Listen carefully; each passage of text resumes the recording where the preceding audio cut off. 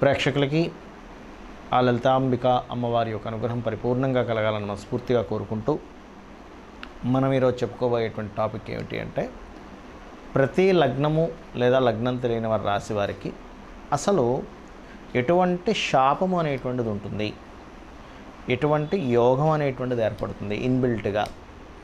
అయితే ఇది జనరల్గా ఉండేటువంటి శాపము, దానికి సంబంధించిన పరిహారము వేరైతే ఎవరికి వారికి ఇండివిజువల్ చార్ట్ బట్టి శాపము, యోగము, కర్మ ఇవన్నీ ఉంటాయి. ఎందుకు అసలు ఏర్పడుతుంది శాపం అనేటువంటిది అంటే బాగా అర్థం చేసుకోండి.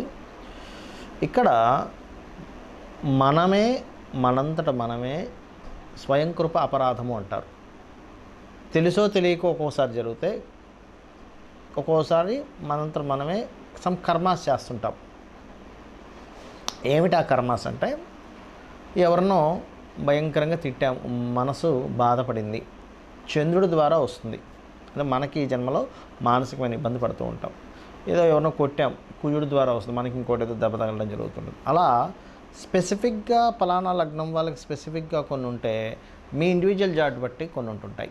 అదేమిటి, అసలు దాని పరిహారాలు ఏమిటి? ఒకవేళ మీకు ఆ జాతకమే లేదు కానీ ఈ సమస్యలు ఎదుర్కొంటున్నాము అన్నప్పుడు మీకు ఈ దోషం ఉంటుంది అని మీరు అర్థం చేసుకొని దాని పరిహారం ఎలా చేసుకోవాలనే విషయాన్ని మనం ఇప్పుడు తెలుసుకుందాం. వృశ్చిక రాశి, వృశ్చిక లగ్నము. వృశ్చికం వారికి కనుక చూసుకున్నట్లయితే పర్టికులర్గా ఇది కూడా వీళ్ళకి కూడా కొంతవరకు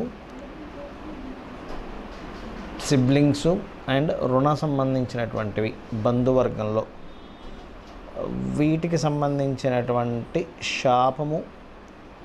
అంటే ఒక శాపం ఉందంటే ఇక్కడ అర్థం చేసుకోవాల్సింది ఏంటంటే, ఏమండి మాకు పలానా వాళ్ళతో ఇబ్బంది వస్తుందండి అంటే మీరు పాస్ట్ లైఫ్లో దానికి సంబంధించిందే ఏదో దోషం చేసి ఉంటారనమాట. అంటే బంధువర్గంతో లేదా తోబుట్టుకు సంబంధించిన వారి సంబంధంగానే ఏదో దోషం జరుగుతుంది, తెలుసో తెలియకో అజ్ఞానంలో ఏదో గుర్తుపెట్టుకోండి.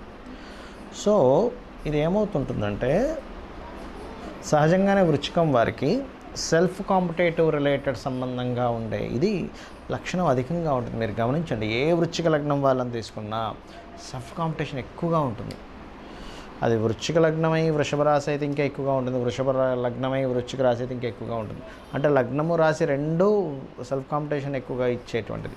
అయితే స్కార్పియో లగ్నం వారికి ఇది అధికంగా ఉన్నప్పుడు ఈ సహజంగానే లగ్నాధిపతి కుజుడయ్యాడు కాబట్టి, ఆ కుజుడు లగ్న షష్టమాధిపతి అంటే పూర్వజన్మ కర్మ సంబంధంతో ఉన్నాడు కాబట్టి ఇక్కడ ఏం జరుగుతుందంటే, వీళ్ళకి సిబ్లింగ్స్తోనే ఉండేటువంటి కర్మ ఏర్పడుతూ ఉంటుంది. ఆ కర్మలో మీకు ఏమాత్రం శని పాడయ్యాడా, ఇక్కడ చూడండి రెండు విషయాలు బాగా అర్థం చేసుకోండి. వీళ్ళకి సిబ్లింగ్స్తో ఉండే యోగం బలంగా ఉంటుంది. అది సొంత తోబుట్టువులు కావచ్చు, అన్నదమ్ముల యొక్క పిల్లలు కావచ్చు, ఉంటుంది. అయితే ఇక్కడ శని గనక శుభగ్రహ సంబంధం లేదు అంటే, పాపగ్రహ సంబంధం ఉంది అంటే వీళ్ళతోనే లైఫ్ అంతా బాధపడాల్సి వస్తూ ఉంటుంది. ఎవరితోని? సిబ్లింగ్స్తోని.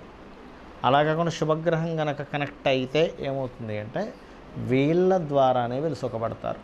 అంటే వీళ్ళ యొక్క కర్మ అంతా కూడా ఈ సిబ్లింగ్స్తో ఉండేటువంటి దాని మీద ఉంటుంది ఒకటి. రెండవది, అన్ని లగ్నాల కంటే స్కార్పియో లగ్నం వాళ్ళు షేర్ మార్కెట్లు ఎక్కువగా పోగొట్టుకుని ఉంటారు. అదేమిటండి, ఎందుకండి అంటే వీళ్ళకి సహజంగానే షేర్ మార్కెట్లోకి వెళ్ళేటువంటి యోగం ఎక్కువగా ఉంటుంది. 2-5-8-11 కాంబినేషన్ అని చెప్పాను లాస్ట్ టైం, నేను మీకు చాలా వీడియోస్లో చెప్పాను. షేర్ మార్కెట్ కంటే 2, 5, 8, 11 కాంబినేషన్ ఉండాలండి అని. వీళ్ళకి మీరు గమనించినట్లయితే 2 అధిపతికే 5వ ఆధిపత్యం వచ్చి ఉంటుంది. వృశ్చికం వారికి 8వ అధిపతికే 11వ ఆధిపత్యం వచ్చి ఉంటుంది. ఈ బుధుడు గురువు కనుక కనెక్ట్ అయ్యారు, ఒక నీచభంగ రాజ్యోగం ఏర్పడింది లేదా ఒక విపరీత రాజ్యోగం ఏర్పడింది, ఇంక వీళ్ళకి తిరిగి ఉండదు షేర్ మార్కెట్లో. అలా కాకుండా ఇక్కడ ఏమాత్రం బుధుడు స్పాయిల్ అయినా గురువు స్పాయిల్ అయినా ఏమైపోతుందంటే, వీళ్ళ కర్మ ఎలా ఉంటుందంటే, మంచి చక్కగా అంతా ఉండి కూడా ఒక్కసారి సడన్గా ఏదో షేర్ మార్కెట్లోకి ఎంటర్ అవ్వడం.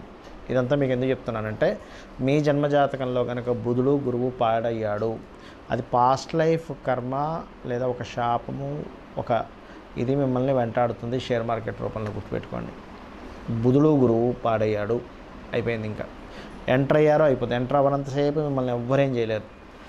వన్స్ మీరు ఎంటర్ అయ్యారు షేర్ మార్కెట్లోకి, ఇంక మీకు స్టార్ట్ అవుతాయి. కాబట్టి పర్టికులర్గా మీ జన్మజాతకంలో బుధుడు ఎలా ఉన్నాడంటే ఏంటంటే ఎలా చూసుకోవాలనిపిస్తూ ఉంటుంది.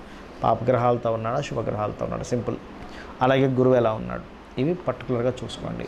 ఒకవేళ బై మిస్టేక్ మీరు చేసిన కర్మల వల్ల గురువు పాడైపోయాడు, నిజంగానే షేర్ మార్కెట్లోకి వెళ్ళి ఇబ్బంది పడుతున్నారు, ఫస్ట్ దాని నుంచి బయటికి రండి. ఎందుకంటే చాలామంది చేసే మిస్టేక్ ఏంటి, కొన్ని వేల జాతకాలు చూసిన అనుభవంతో చెప్తున్నాను.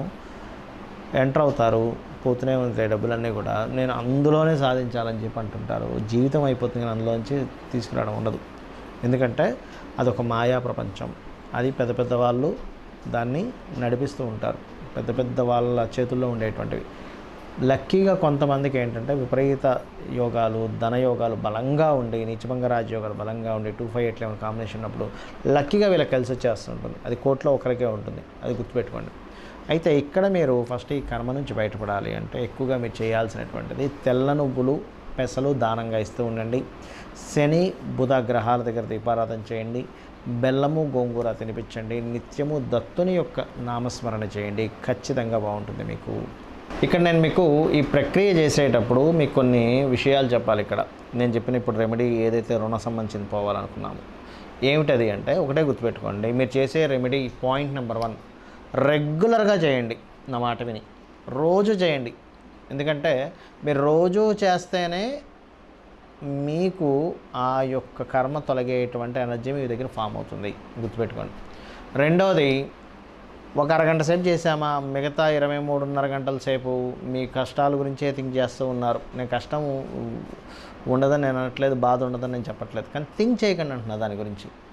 మీ థింకింగ్ని ఎలా మార్చుకోవాలంటే, సరే నాకు ఇది వచ్చింది, దీని సొల్యూషన్ గురించే థింక్ చేయండి ఎంతసేపు. ఇది వచ్చింది, ఈ ప్రాబ్లం వచ్చింది, కానీ నాకు ఈ ప్రాబ్లమ్ని క్లియర్ చేసేది ఏమిటి? ఉదాహరణకి ఎవరికో అప్పు అయిందనుకుందాం. అప్పు తీర్చాలంటే ఏం చేస్తాం మనం? కామన్గా ఏదో అసెట్ అమ్ముతాం, లేకపోతే మనకు పెద్దవాళ్ళు ఎవరైనా ఉంటే పెద్దవాళ్ళ ద్వారా సహాయాన్ని పొందుతాము. లేనట్లయితే మనకి ఏదైనా ప్రాజెక్ట్ వస్తే ఆ ప్రాజెక్ట్ ద్వారా డబ్బులు వస్తే ఆ డబ్బుల ద్వారా నేను అప్పు తీర్చేసుకుందాం అనుకుంటాము. లేనట్లయితే ఆల్రెడీ ఇప్పుడు ఎక్కువ వడ్డీకి తెచ్చుకున్నాము, ఏదైనా ఒక చిట్ ఉంటే ఆ చిట్ ఎత్తేసి ఈ డబ్బులు అక్కడ ఇచ్చేసి చిట్టుని కట్టుకుంటూ వెళ్ళిపోవచ్చు, ఈ అసలు వడ్డీ మొత్తం తీరిపోద్ది అనుకుంటాం. ఇట్లా చాలా వేస్ ఉంటాయి. ఆ వే ఏదైతే ఉందో ఆ వేని థింక్ చేయండి. ఆ వేని మీరు కనుక థింక్ చేయగలిగితే ఇట్లా దొరికితే బాగుంటుంది, అలా దొరికితే బాగుంటుంది, ఇలా థింక్ చేయండి. అంతేగాని ఇప్పుడున్న ప్రాబ్లం ఇలా అయిపోతుంది, నేనేంటి ఇలా దిగజారిపోతున్నాను, నాకు ప్రాబ్లమ్స్ క్లియర్ అవ్వట్లేదు, నేను ఎంతసేపు ప్రాబ్లంలో వీరవుతాను, ఇది ఆలోచించకండి దయచేసి. ఎందుకంటే మన సబ్కాన్షియస్ మైండ్ ఏదైతే ఉందో, మనం ఏదైతే రిపీటెడ్గా ఆలోచిస్తుంటామో ఆ రిపీటెడ్గా ఆలోచించేటువంటి దాన్ని తీసుకుని అదొక ప్రోగ్రామింగ్ చేసుకుంటుంది. ఆ ప్రోగ్రామింగ్ అంటే ఎవరో కాదు, లోపల మనకు ఉన్నటువంటి మొత్తం మన దేహంలో దేవతలు ఉంటారు. ఆ దేవతలే మీ ఆలోచనలను బట్టి ప్రోగ్రామింగ్ చేసుకుంటారు. ఎందుకంటే మనిషికి నెక్స్ట్ జన్మ వస్తుందంటే అతని ఆలోచన, అతని కోరిక అనేది లేకపోతే నెక్స్ట్ జన్మ ఎలా లేదో, next minute, next hour, next day, next month, next year, ఇదంతా కూడా మనం లోపల ప్రోగ్రామింగ్ చేసుకుంటున్నాం. ఇలా ఉండాలి, ఇలా కోరిక. కొంతమంది అంటూ ఉంటారు, నా డిజైర్ అండి అది అంటూ ఉంటారు. ఒక స్టేజ్కి వెళ్ళాక నా డిజైర్ ఇది, నేను అంటే ఏంటి 24 గంటలు దాన్ని థింక్ చేశాడు. నేననేది ఏంటంటే ఇట్స్ వెరీ క్లియర్. మీరు ఏదైతే సమస్య తీరడానికి ఆస్కారం ఉన్నటువంటి ఒక ప్లానింగ్ ఉందో మీ మైండ్లో, దాన్ని మాత్రమే అందంగా డిజైన్ చేసుకుని ఇమాజినేషన్ చేసుకోండి. ఎన్ని సమస్యలు వచ్చినా భగవంతుడిని పట్టుకున్నాను, అమ్మవారిని పట్టుకున్నాను అనే భావన మీలో ఉండాలి. నాకేంటి, అమ్మవారి చేతితో నేను పట్టుకున్నాను, అమ్మవారి పాదాలను నేను ఆశ్రయించాను, నాకేంటి అనేటువంటి ఒక ధీమాతో నేను చెప్పినటువంటి మంత్రం చేయండి. ఖచ్చితంగా మీరు బయటపడగలుగుతారు. దీంతోపాటు ఎప్పుడు కూడా మీ personal chart is most important. ఇప్పుడు నేను చెప్పినటువంటివి ఏమున్నా కూడా మీ పర్సనల్ చార్ట్లో కొన్ని అవయోగాల్ని తీసేసేటువంటి గొప్ప గొప్ప యోగాలు ఉంటాయి. చాలామంది తెలియక అయ్యో ఇదేమిటండి అవుతుందా. మీరు చాలామంది చూడండి, అప్పటి వరకు ఏమీ లేకుండా తిరుగుతున్న వ్యక్తి సడన్గా ఒక సంవత్సరం రాగానే గబుక్కని మొత్తం అన్నీ తొలగిపోయి పెద్ద పెద్ద బిల్డింగ్లు, కార్లు అన్నీ మారిపోతాయి. ఏమిటి అది అంటే ప్రతి వ్యక్తికి ఒక టైం వస్తుంది, ఇది గుర్తుపెట్టుకోవాలి. అందుకే మనకు రామాయణ మహాభారతాలు కూడా అంతటి పరాక్రమవంతులు కూడా అడవుపాలు అవుతూ ఉంటారు. మాకేంటి వాళ్ళని అడవుపాలు చేస్తే మొత్తం మాదే రాజ్యం అనుకునేసరికి వాళ్ళందరూ పుంజుకొని వచ్చి మళ్ళీ యుద్ధం చేసి వీళ్ళందరినీ సంహరించడం జరుగుతుంది. అంటే ఏమిటి, సమయం అనేటువంటిది చాలా చాలా అంటే చాలా ప్రాక్టికల్గా మన కళ్ళ ముందుని మార్చేస్తూ ఉంటుంది. కాబట్టి సమయం కోసం మనం వెయిట్ చేస్తూ ఉండాలి, అమ్మవారిని పట్టుకోవాలి.